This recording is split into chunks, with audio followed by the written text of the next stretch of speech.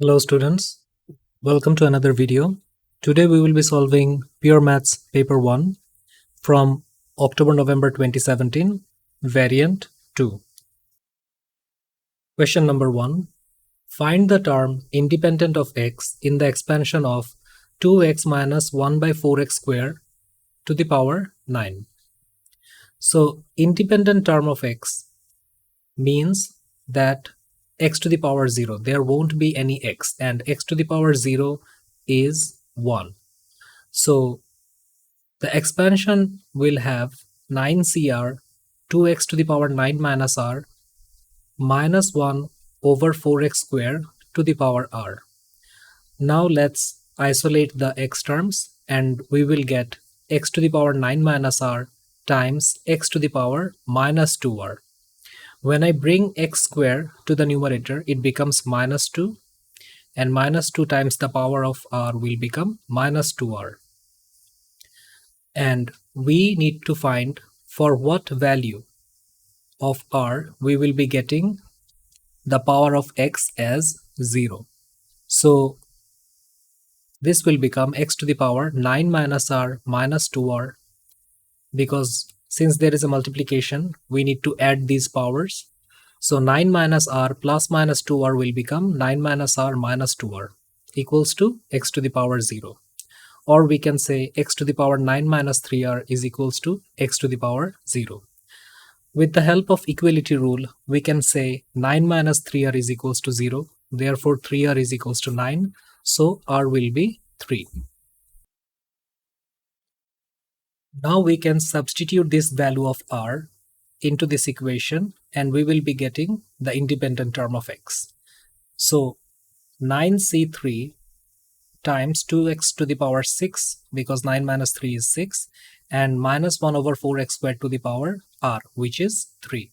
So 9c3 is 84, and this will become 64x to the power 6, and this will give us minus 1 over 64x to the power 6. So x to the power 6 and x to the power 6 will cancel out, and we will get the independent term of x, which is negative 84. Question number 2. A function f is defined by f of x is 4 minus 5x for x is an element of all real values. We need to find an expression for f inverse of x, and we need to find the point of intersection of the graphs y equals to f of x and y equals to f inverse of x. So let's first find f inverse of x. So first we consider that y is equals to f of x. So we can say y is equals to 4 minus 5x. That means 5x is equals to 4 minus y. So x is 4 minus y over 5. F inverse of y is x. So f inverse of y must be 4 minus y over 5. Therefore, f inverse of x must be 4 minus x over 5. So now what we need to do, we need to find the point of intersection for the graphs y equals to f of x and y equals to f inverse of x. That means we can equate y equals to y, which is f inverse of x is equals to f of x. We have found that f inverse of x is 4 minus x over 5, and f of x is 4 minus 5x. So if we cross multiply, we get 4 minus x is equals to 20 minus 25x. Therefore, this will become 24x equals to 16. So x will be 16 over 24. Simplifying this fraction, we get 2 over 3. Now, since they're asking us to find the point of intersection, that means we also need to find the y coordinate. So when x is 2 over 3, we can substitute this value into this equation, and we can find that y is equals to 4 minus 5 times 2 over 3. And that will give us as well 2 over 3. So the point of intersection is 2 over 3 and 2 over 3. In the second part of the question, we are required to sketch the diagrams for both y equals to f of x and y equals to f inverse x in the same diagram, making a clear relationship between the graphs. So for y equals to 4 minus 5x, which is f of x, if we substitute x to be 0, then we get y is just 4. So this is one of the coordinate for the line. And when I substitute y is equals to 0, then I get 0 is equals to 4 minus 5x. That will give us x is equal to 0.8. So that is another point on the line. So for this particular graph, this is 0.8 and 0, and this is 0, 4. So we just sketch a straight line passing through these 2 points. And for f inverse of x, we simply need to switch these x coordinate and y coordinate. So now we can say the other 2 points for the inverse function should be 0 and 0.8, and this will be 4 and 0. So this is 0 and 0.8, and this is 4 and 0. And then we can simply draw another straight line passing through these 2 points. Question number 3. Each year, the value of a certain rare stump increases by 5% of its value at the beginning of the year. A collector bought the stump for $10,000 at the beginning of 2005. Find its value at the beginning of 2015, correct to the nearest $100. So since it increases by 5% from its original value, so if we consider the original value to be the 100%, that means when it increases by 5% in terms of decimals, it should be 1.05. That is the common ratio, and this is a geometric progression. And the first term is 10,000, which was $10,000 at the beginning of 2005. And since we have to include the year 2015 as well, so the number of terms will be 2015 minus 2005 plus 1, because we are including this year. That gives us 11. So the 11th term should be a r to the power n minus 1, where a is 10,000, r is 1.05, and this will be 11 minus 1. That gives us 16,288.95. But since we are asked to correct to the nearest $100, we can say that it is $16,300. In part B, the sum of the first n terms of an arithmetic progression is half n 3n plus 7. Find the first term and the common difference of the progression. So sum of the first term of the arithmetic progression is already given, half n, or we can write n by 2, 3n plus 7.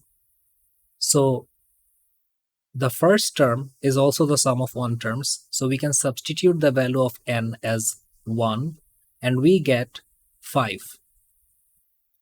And when we try to find the sum of 2 terms, this will be 2 over 2, and this will become 3 2s are 6. So 6 plus 7. Simplifying this, we get 13. So the first term is the sum of 1 term, which is 1, which is 5.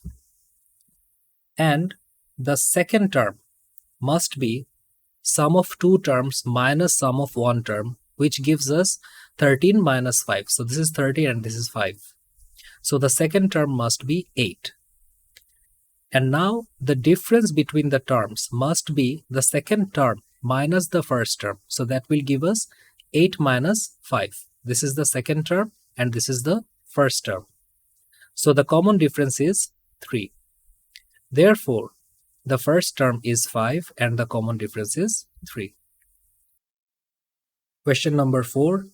The diagram shows a semicircle with center O and radius 6 cm. The radius OC is perpendicular to the diameter AB. The point D lies on AB and DC is an arc of a circle with center B. So DC is an arc and the center is B. We need to calculate the length of the arc DC. So before we find the length of the arc DC, we need to find the length of BC, because that is the radius for the circle with center B. So we can see that this is 6 cm, and since this is the radius of the semicircle, that means OC is also 6, because this is also the radius. So we can use Pythagoras to find BC. So BC will be square root of 6 square plus 6 square. That gives us BC is equals to 6 root 2. And it's better that we leave the answer in exact form so that we don't end up having any accuracy error in our final answer. Now, in triangle OBC, tan OBC, this angle must be opposite by adjacent. So that is 6 over 6. So that will give us OBC is tan inverse of 1, which is pi by 4. So we know the angle and we know the radius, so we can easily find the arc length DC, which is r theta, where the radius is 6 root 2 and the theta is pi over 4. And we get 6.66 as the arc length. In the second part of the question, we need to find the value of the area of region P over area of region Q, giving our answer correct to 3 significant figures. First, let's find area of triangle OBC. Area of triangle OBC is half times base times height, so that will be half times 6 times 6, that gives us 18. Now let's find the area of the sector DBC, the area of this sector DBC. So that will be half r square theta, where radius is 6 root 2 and theta is pi by 4.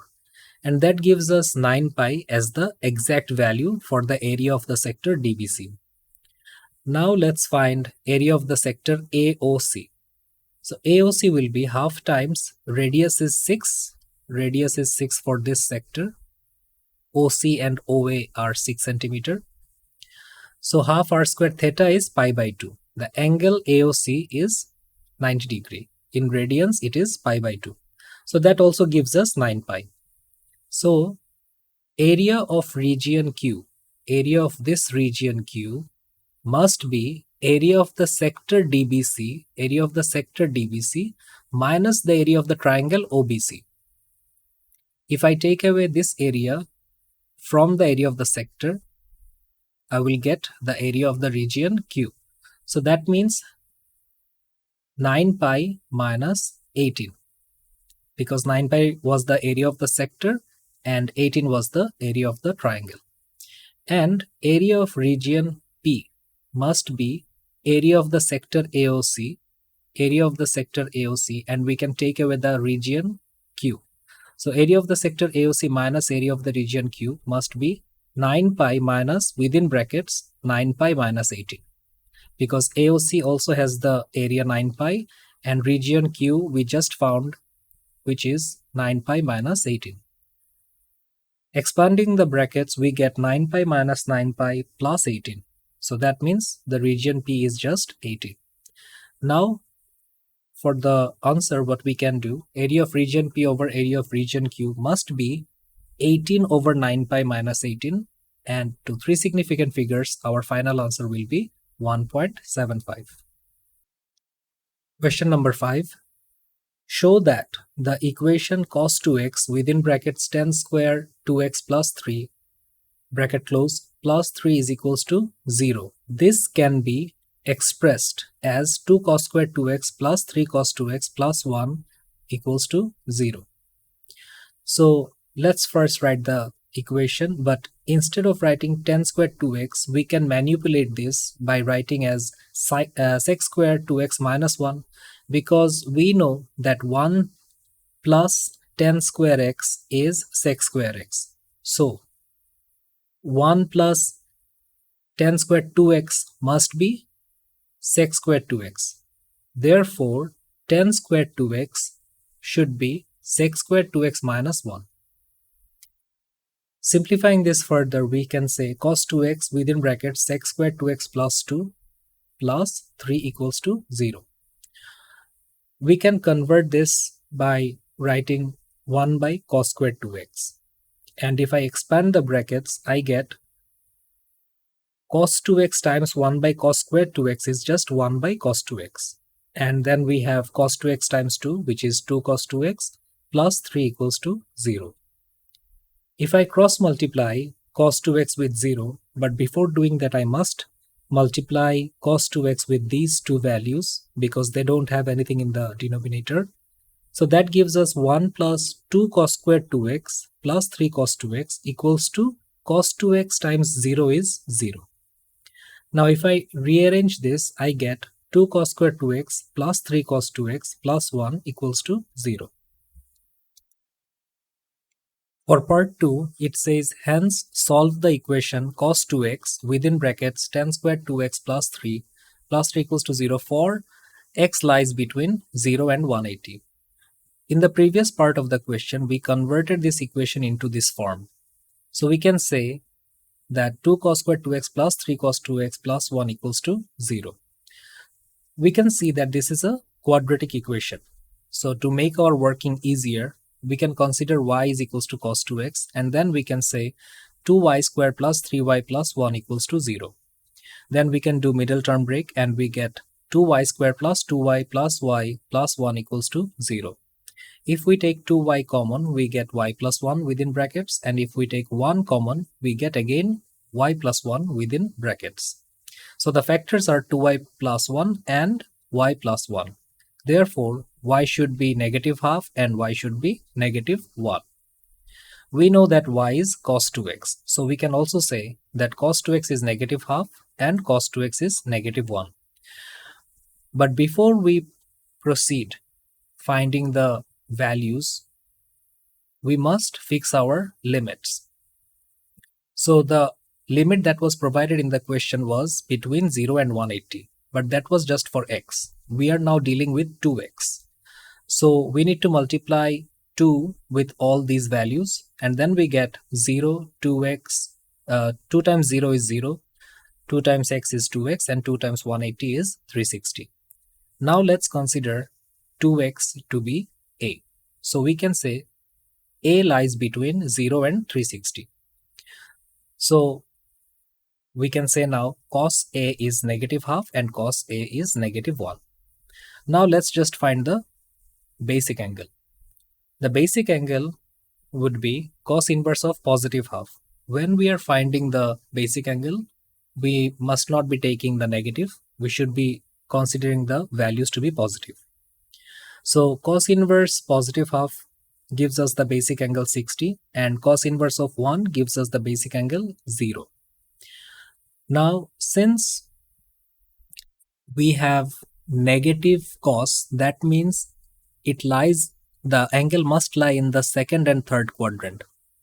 For this as well, since cos is negative, the angle must lie in the second and third quadrant. So our a value must be for this quadrant, it will be 180 minus 60, that gives us 120, and for this quadrant it will be 180 plus 60, which is 240. And for this quadrant, when the basic angle is 0, it should be 180 minus 0, which is 180, and for this quadrant it will be 180 plus 0, which is still 180. So our value for a must be 120, 180 and 240. But a is 2x. So 2x is 120, 180 and 240. Therefore, x will be 60, 90 and 120. So a plus b sine pi by 6 is equals to 4. So a plus b by 2 is equals to 4, because sine pi by 6 is basically sine 30, and we know that sine 30 is half. So b times half is b by 2. Now if I cross multiply 2 with 4, we first need to multiply 2 with a because there is nothing in the denominator, and this will give us 2a plus b is equals to 2 times 4 is 8. Let's consider this to be equation 1, and for f of pi by 2 equals to 3, we can say f of pi by 2 equals to 3. So that means a plus b sine pi by 2 is equals to 3. That means sine pi by 2 is basically sine 90, and we know that sine 90 is 1. So b times 1 must be b. So a plus b equals to 3. Or we can say b is equals to 3 minus a. And we can call this equation 2. Now using equation 1 and 2, I can substitute this into this equation. And I can say that 2a plus 3 minus a is equals to 8. So 2a plus 3 minus a equals to 8. So simplifying this, we get a is equals to 5. Now if I substitute this value of 5 into this equation, I get b is equals to 3 minus 5. Therefore, b is equals to -2. In the second part of the question, we need to evaluate f of 0. F of x is 5 minus 2 sine x. That means f of x must be 5 minus 2 sine 5 minus 2 sine x. So f of 0 must be 5 minus 2 sine within brackets 5 minus 2 sine 0. Sine 0 is 0. Therefore 2 times 0 is 0. So this will become 5 minus 2 sine 5. And the value for this should be 6.92. In part B, the function g is defined by g of x is c plus d sine x, for x is an element of all real values. The range of g is given by -4 less or equal to g of x less or equal to 10. Find the values of the constants c and d. So we know that d affects the amplitude of the sine graph and c affects the vertical translation of the sine graph. We are provided with the limits of the sine graph, which is the range. So the maximum is 10 and the minimum is -4. So since this is the total height from the minimum to the maximum, which is 10 plus 4. I'm ignoring the negative sign because I'm trying to find the height, which is the from this point up to this point, which is the total height. The total height is 14. That means the baseline must lie halfway through the sine graph. So this will be 14 divided by 2, which is 7. That means the baseline from the maximum point must be 7 below the 10. So it will be 3. So this line must be 3. And as you can see that from 3, if you add 7, you get 10. And if you take away 7, you get -4. So g of x must be 3 plus minus 7 sine x. The reason why this is plus minus, because plus minus only flips the graph along the y-axis. Along the x-axis. It will not affect the amplitude. So it could be either +7. If it is +7, the graph will look like this, but it will still have the same amplitude. From this line, which is 3, the amplitude is 7, and from 3, this amplitude is still 7. And if it is -7 sine x, the sine graph will flip, and still the amplitude remains +7 over here and also 7 over here. The difference is 7 from the baseline 3. So the translation is 3 and the amplitude is ±7. Question number 7. Points A and B lie on the curve y equals to x square minus 4x plus 7. Point A has coordinates 4, 7 and B is the stationary point of the curve. Find the equation of a line L is y equals to mx minus 2, where m is a constant. In the case where L passes through the midpoint of AB, find the value of m. So this is the equation of the curve. Let's first find the equation of the gradient for the curve. So this will become dy by dx equals to 2x minus 4. At B, because B has a stationary point, that means dy by dx must be 0. or we can say 2x minus 4 equals to 0. That gives us x is equals to 2. That means when x is equals to 2, this curve has a stationary value. Let's also find the y coordinate for the stationary value. So substituting the value of x equals to 2 into y equation, we get y is equals to 2 square minus 4 times 2 plus 7. That gives us y is equals to 3. So it means that the coordinate of B must be 2 and 3.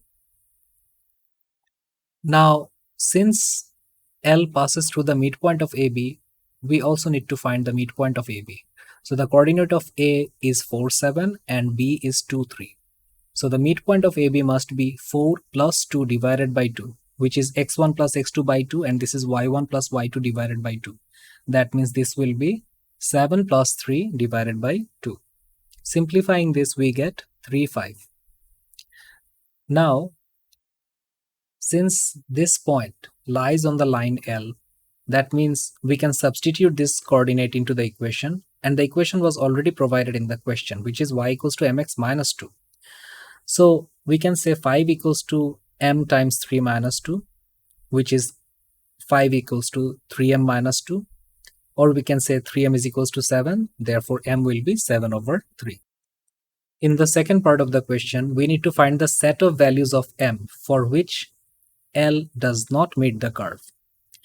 So this is the equation for the line L and this is the equation of the curve. Let's first equate these two equations. So x square minus 4x plus 7 equals to mx minus 2. Or we can say x square minus 4x minus mx plus 7 plus 2 is equals to 0. Or we can say x square plus within brackets minus 4 minus m times x. So I'm taking x common from the equation and bringing all the coefficients within the brackets, and simplifying this we get 9. Since they are talking about that L does not meet the curve, we need to find the set of values of m for those cases. That means we need to just deal with the discriminant of the equation, where the discriminant must be less than 0. So b square minus 4ac is less than 0 when the two equations do not meet. So a is 1 because the coefficient of x square is 1, and b must be minus 4 minus m, and c is 9. So with the help of b square minus 4ac, we can say minus 4 minus m whole square minus 4 times 1 times 9 less than 0. If we expand this bracket, we get a square plus 2ab plus b square, which is 16 plus 8m plus m square, minus 9 4s are 36. If we rearrange this equation, we get m square plus 8m, 16 minus 36 is negative 20, less than 0. We can do middle term and we get m square plus 10m minus 2m minus 20 less than 0. If we take m common, we get m plus 10, and if we take minus 2 common, we get m plus 10. So the factors are m minus 2 and m plus 10. Therefore, m must be 2 and m must be negative 10. Since this is a positive quadratic equation, let's find the inequalities with the help of number line. So we will be having a U shape in the number line since this is a positive quadratic equation, and the first value will be the negative 1 and the second value will be the positive 1. So when it is less than 0, the inequality must lie. The curve lies between minus 10 and 2. So m must lie between negative 10 and 2 if the line does not meet the curve. Question number 8. A curve is such that dy by dx is equals to negative x square plus 5x minus 4. Find the x coordinate of each of the stationary points of the curve. At stationary point, dy by dx is equals to 0. That means this equation must be equals to 0. If I multiply negative 1 on both sides of the equation, I get x square minus 5x plus 4 equals to 0. If I do middle term, I get x square minus 4x minus x plus 4 equals to 0. If I take x common, I get x minus 4 within brackets, and if I take minus 1 common, I get x minus 4 within brackets. So the factors are x minus 1 and x minus 4. Therefore, x must be 1 and x must be 4. In the second part of the question, we need to obtain an expression for the second derivative, and hence or otherwise, we need to find the nature of each of the stationary points. So we were provided with the dy by dx, which was negative x squared plus 5x minus 4. So the second derivative must be minus 2x plus 5. So let's now find the nature of the stationary points for the x coordinates which we have got earlier. When x equals to 1, the second derivative becomes minus 2 times 1 plus 5. That gives us a positive value. And when x is equals to 4, the second derivative becomes minus 2 times 4 plus 5, which gives us a negative value. So, since it's giving us a positive value when x is 1, that means it is a minimum point. And when x equals to 4, we are getting a negative value. That means that is a maximum point. In the third part of the question, given that the curve passes through the point 6, 2, we need to find the equation of the curve. That means we need to integrate the given equation. So integrating this equation, we get minus 1/3 of x cubed plus 5 over 2x squared minus 4x plus constant. So we can find the value of c with the help of this coordinate. Since this coordinate lies on the curve, we can substitute this into this equation and we get 2 is equals to minus 1/3 of 6 cubed plus 5 over 2 6 square minus 4 times 6 plus c.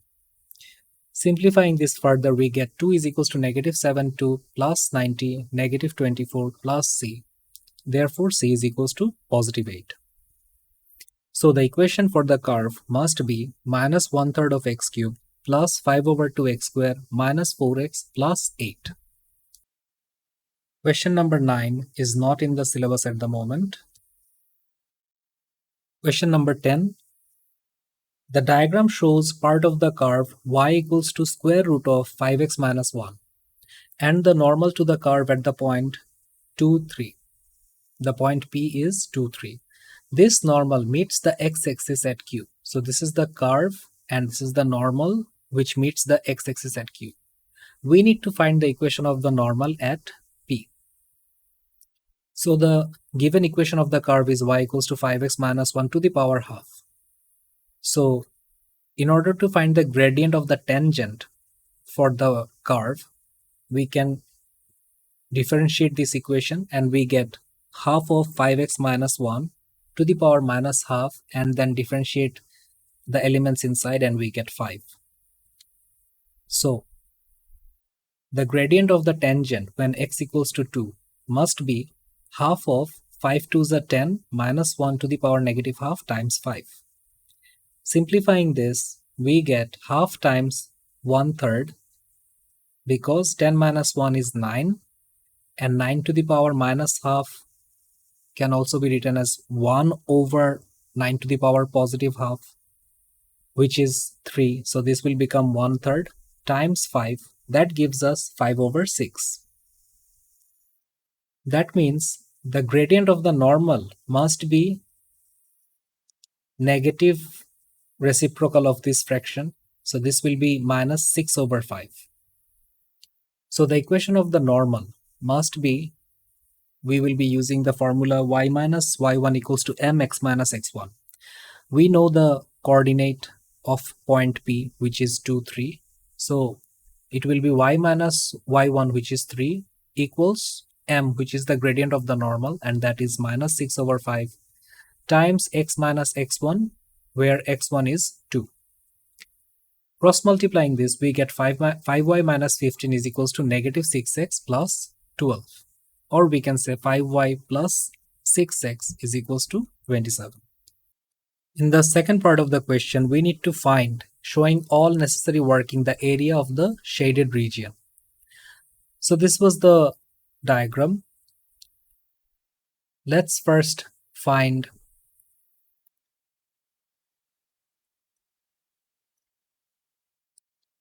the x coordinate where the curve cuts the x-axis. So when y is equals to 5x minus 1 to the power half, when y is equals to 0, because at x-axis y is 0, we can say 5x minus 1 to the power half is equals to 0. Squaring both sides, we get 5x minus 1 is equals to 0. Or we can say 5x equals to 1, that means x is 1 over 5, which is 0.2. Now for the line, 5y plus 6s equals to 27. Again, at x-axis, y is 0. So 5 times 0 plus 6x equals to 27, or 6x equals to 27. Therefore, x is equals to 4.5. Now, area of the triangle PQR, I'm considering this point to be R, and this is a right angle triangle. This will be half times base times height. So the base must be 4.5. So the base will be 4.5 minus 2, because the coordinate of x for Q is 4.5, and the coordinate of x for R will also be 2, because P is 2. That means R will also be 2. So the base will be 4.5 minus 2 times the height is 3. The y coordinate is the height. That gives us 3.75. Now we need to find area under the curve OP. So we are trying to find this area now. And finally we will add these two areas, which will make up the shaded region. So area under the curve OP, the limits should be 2 and 0.2, because this x coordinate must be 0.2. And we need to integrate the equation of the curve within this limit to find the area of the shaded region. So the equation of the curve is 5x minus 1 to the power half. Since half is the operator, the power is the operator, we need to differentiate the elements within the brackets. And differentiating 5x minus 1, we get 5. And to balance the equation, we need to have the fraction, which is 1 over 5, outside the integral. Now, what we can do is integrate the power. So half plus 1 is 3 over 2, and divide 5x minus 1 with the power, which is also 3 by 2. Simplifying this further, we can say half times the reciprocal of 3 by 2 will become 2 by 3 times 5x minus 1 to the power 3 by 2. And the limits are 2 and 0.2. Now let's substitute these two limits in the equation by simplifying it. So this will become 2 over 15, and then within brackets 5 times 2 is 10. And for this 0.2, if we substitute into 5x minus 1, we get 5 times 0.2 is 1, so 1 minus 1 is 0, so this whole thing will become 0. And simplifying this, we get 54 over 15, which is 3.6. Therefore, the required area must be 3.75, which was the area of the triangle, plus this 3.6, and that gives us 7.35. And that will be all for now. I will see you in the next video.